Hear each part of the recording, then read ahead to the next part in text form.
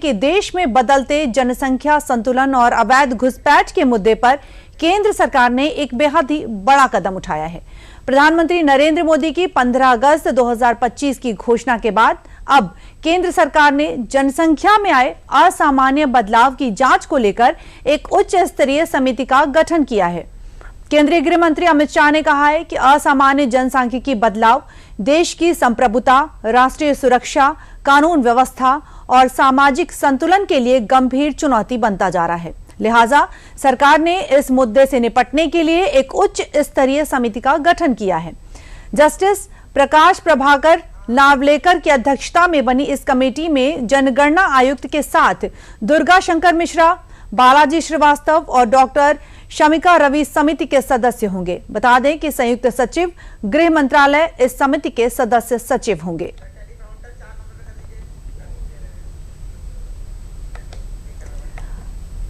आपको यह भी बता दें कि इस समिति का क्या कुछ काम होगा। तो जस्टिस प्रकाश प्रभाकर नावलेकर की अध्यक्षता में बनी यह समिति देश भर में कैसे अवैध प्रवास और अन्य असामान्य कारणों से हो रहे डेमोग्राफिक बदलावों का पता करेगी। तो बता दें कि समिति का क्या कुछ काम होगा। पहले हम आपको ये बता देते हैं कि घुसपैठ पर केंद्र सरकार सख्त हो गई है और समिति का गठन किया है।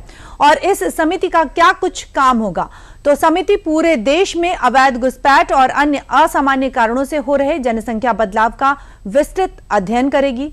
धार्मिक और सामाजिक समुदायों के स्तर पर असामान्य जनसंख्या बदलाव का पैटर्न समझा जाएगा। अवैध प्रवास, अनियमित आवागमन और प्रशासनिक लापरवाही जैसे कारणों की जांच की जाएगी। सीमा क्षेत्रों, आदिवासी इलाकों, शहरों, औद्योगिक क्षेत्रों में हो रहे बदलाव का अध्ययन भी किया जाएगा। साथ ही अवैध घुसपैठ की पहचान की जाएगी। हिरासत और समयबद्ध तरीके से उन्हें देश से बाहर भेजने का स्थायी सिस्टम बनाने का सुझाव भी इस समिति का गठन में किया जाएगा। सीमा प्रबंधन की बात करें तो सीमा प्रबंधन को भी मजबूत करना इस समिति का कार्य होगा। जनसंख्या स्थिरता और निरंतर निगरानी का प्रस्ताव भी दिया जाएगा। केंद्र और राज्यों के बीच बेहतर समन्वय के लिए नीतिगत सुझाव भी इस समिति का कार्य होगा। समिति को 1 साल के अंदर अपनी रिपोर्ट भी सौंपनी होगी और जरूरत पड़ने पर राज्य सरकारों, सुरक्षा एजेंसियों और सामाजिक संगठनों साथ ही विशेषज्ञों से भी बात की जा सकती है।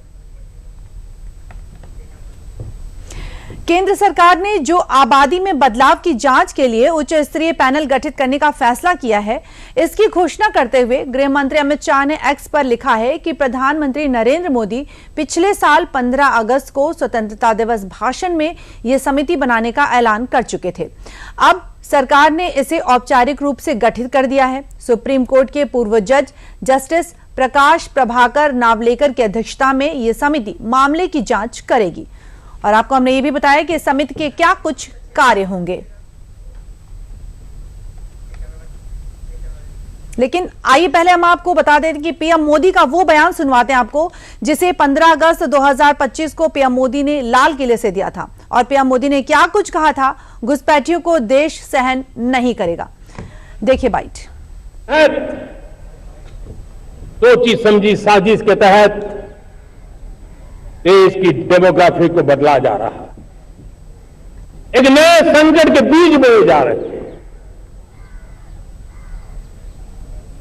और ये घुसपैठिए मेरे देश के नौजवानों की रोजी रोटी छीन रहे हैं। एक घुसपैठिए मेरे देश की बहन बेटियों को निशाना बना रहे हैं। ये बर्दाश्त नहीं होगा। ये घुसपैठिए भोले भाले आदिवासियों को भ्रमित करके उनकी जमीनों पर कब्जा कर रहे हैं। ये देश सहन नहीं करेगा। और इसलिए मेरे प्यारे देशवासियों, जब डेमोग्राफी परिवर्तन होता है, सीमावर्ती क्षेत्रों में डेमोग्राफी में परिवर्तन होता है, तब राष्ट्रीय सुरक्षा के लिए संकट पैदा होता है। देश की एकता, अखंडता और प्रगति के लिए ये संकट पैदा, सामाजिक तनाव के बीज बो देता है। और कोई देश अपना देश घुसपैठियों के हवाले नहीं कर सकता है। दुनिया का कोई देश नहीं कर सकता है, तो हम भारत को कैसे कर सकते हैं। यहाँ पर यह जानना बेहद जरूरी है कि अवैध घुसपैठ का जो मुद्दा है वो बीजेपी हमेशा से ही उठाती रही है। घुसपैठ के सख्त खिलाफ है बीजेपी शुरू से ही। बता दें कि बीजेपी घुसपैठ और जनसांख्यिकी बदलाव के मुद्दे को लंबे समय से उठाती रही है। साथ ही खासकर असम, पश्चिम बंगाल और पूर्वोत्तर राज्यों में तो खास तौर से घुसपैठ का जो मुद्दा है वो बीजेपी चुनावी एजेंडे का एक बड़ा हिस्सा हमेशा से ही माना जाता रहा है। बीजेपी घुसपैठ को राष्ट्रीय सुरक्षा, सांस्कृतिक संरक्षण और वोट बैंक के विरोध में पेश करती रही है। असम और पश्चिम बंगाल जैसे बॉर्डर वाले राज्यों में बीजेपी ने सत्ता में आने के बाद डिटेक्शन और डिपोर्टेशन की जो कार्रवाई है उसको तेज कर दिया है। बीजेपी के आरोप है कि टीएमसी और कांग्रेस जैसे दल घुसपैठियों को वोट के लिए शरण देते हैं और उन्हें राशन कार्ड, वोटर आईडी और सरकारी योजनाओं का फायदा देते हैं। और आइए और अधिक जानकारी ले लेते हैं। हमारे साथ जुड़े हैं हर्ष कक्कड़ जी। हर्ष, स्वागत है आपका। हर्ष, बताएं कि घुसपैठ का जो मुद्दा है बीजेपी चुनावी एजेंडा का हमेशा से ही एक बड़ा हिस्सा रहा है, जिसको लेकर इस एक समिति का भी गठन कर दिया गया है। सबसे पहले तो आपको से जानना चाहेंगे कि क्या कुछ कार्य होंगे इस समिति के।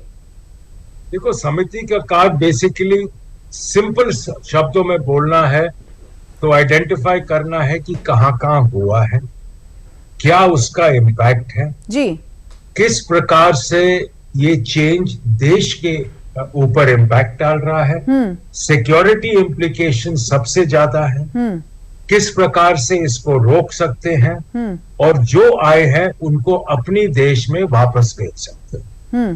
कहानी उसी के साथ देखिए। बिल्कुल। और लार्जली ये जो इलाके हैं ये बॉर्डर डिस्ट्रिक्ट्स हैं बांग्लादेश के चारों तरफ, चाहे वो वेस्ट बंगाल हो, चाहे असम हो, चाहे त्रिपुरा। इन बॉर्डर डिस्ट्रिक्ट्स के अंदर एक रिमार्केबल चेंज आया है और वहीं से नहीं, वहां से शुरुआत होके फिर वो अंदर की तरफ आती जी।